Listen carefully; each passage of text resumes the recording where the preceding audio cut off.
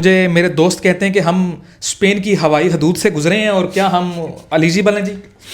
तो मुझे ये बताएं कि किसी के पास अगर शॉपिंग की कुछ स्लिप है, कभी उसने ट्रांजिट किया हो स्पेन एयरपोर्ट से और उसने शॉपिंग की हो, उसकी रसीद है उसके पास, और स्पेशली यूके वाले जो हैं उनको जो है ना बहुत क्या उसको मेरे पास वर्ड नहीं है मैं जो इस्तेमाल करूं, इस बारे में मुझे प्लीज़ बताइएगा कि ये क्या चक्कर है। जी बिल्कुल, स्पेन ने बहुत बड़ा ऐलान किया कि हम 5 लाख लोगों को लीगलाइज करने जा रहे हैं और उसकी जो 2 बेसिक रिक्वायरमेंट्स हैं। पहली रिक्वायरमेंट ये है कि आप दिसंबर 2025 31 दिसंबर 2025 से पहले स्पेन में दाखिल हुए हों। उस तारीख से लेके अप्रैल तक 5 महीने कंटिन्यूस आपके पास रहने के सबूत मौजूद हों तो फिर आप इस इमिग्रेशन के लिए अप्लाई कर सकते हैं।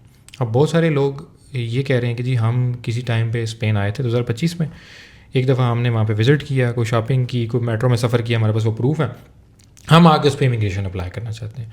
हम बारहा बता चुके हैं कि ऐसा कोई सीन नहीं होने वाला।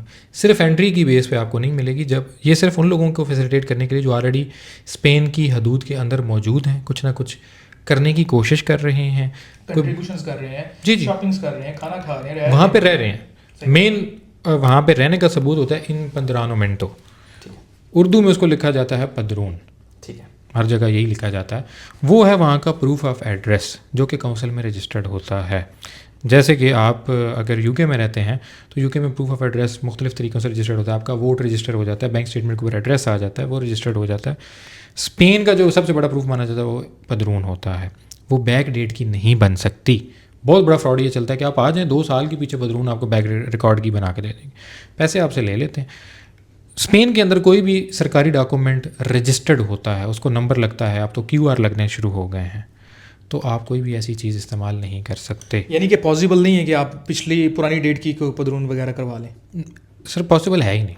ठीक है, जैसे आज के दिन जो अखबार छपनी है उस पर आज की तारीख आएगी, उसकी पिछली तारीख नहीं आ सकती।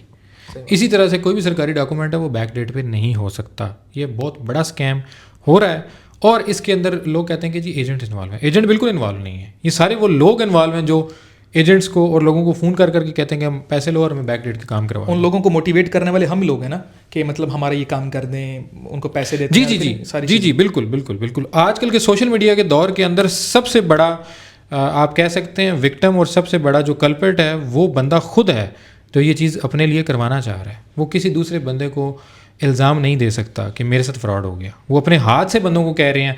हम सोशल मीडिया पे खुद कितने कमेंट देखते हैं कि मेरे पास पैसे हैं, पैसे ले लो, मेरा ये काम बैक डेट का करा दो, स्पेशली स्पेन के हवाले से।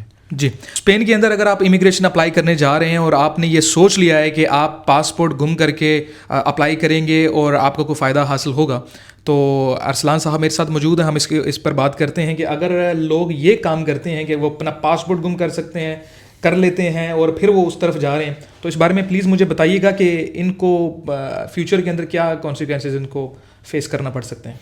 देखिए, जो पासपोर्ट गुम करने वाली साइंस है ना, ये बेसिकली लोगों के दिमाग में चल रहा है 2000 का दौर, 1990, 1995, 2000, मैनुअल सिस्टम, कोई रिकॉर्ड नहीं, पासपोर्ट भी ऐसे ही बनते थे, गुम कर दिया, नया बना लिया, कोई मसला नहीं, पता नहीं चलता था। अब ऐसा दौर नहीं है।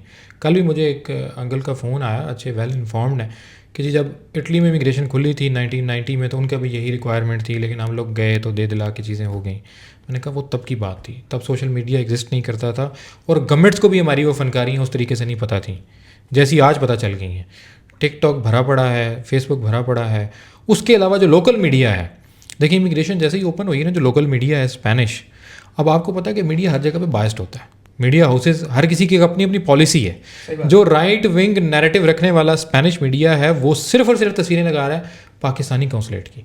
ये लाइनें लगी हुई हैं जी, देखें ये PCC ले रहे हैं, ये जनाब यहाँ पे नए पासपोर्ट बनवा रहे हैं, ये जाली काम करेंगे और ये हमारे मुल्क के पेपर ले लेंगे। सिर्फ पाकिस्तान की फ़ोटोज़ लगाई जा रही हैं, हालांकि बाकी भी ऐसी इसके बाहर लाने हैं, लेकिन उनको तकलीफ सबसे ज़्यादा पाकिस्तानी लोगों से ही है।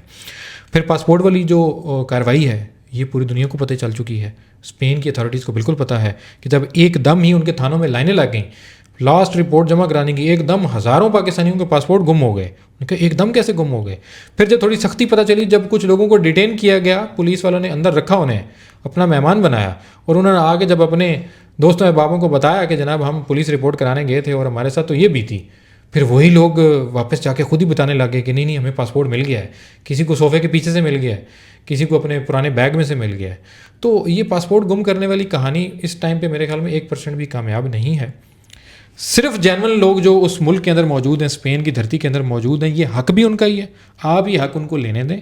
आप जो यूके में बैठे हुए हैं, आपके लिए और हज़ार रास्ते हैं, आप उनको ही इस्तेमाल कीजिए। और अगर आप यूके से स्पेन आ चुके हैं तो वापस जाने का मत सोचिए। अगर इस इमिग्रेशन पॉलिसी में अप्लाई करना चाहते हैं तो वहाँ पर टिक जाइए, पेपर ले लीजिए और यहीं पे अपनी ज़िंदगी को आगे बढ़ाइए। जी बिल्कुल। और अब तो स्पेनिश जो गवर्नमेंट है उसने अपने ऑफिस के बाहर लिख भी दिया है कि जो लोग पासपोर्ट जो अपना गुम करेंगे और गुम करके नया बनवाएंगे तो उनके ऊपर एक्स्ट्रा चेक एंड बैलेंस भी वो भी किया जाएगा। सो आप लोगों से सिर्फ यही गुजारिश है, जिस तरह से अरसलान साहब ने भी कहा कि ये उन लोगों का हक है जो लीगली वहाँ पर रह रहे हैं, वहाँ पर खा पी रहे हैं, वहाँ पर रिहाइश पजीर हैं, सब कुछ। सो मज़ीद ऐसी वीडियोज़ के लिए मुझे फॉलो कीजिएगा।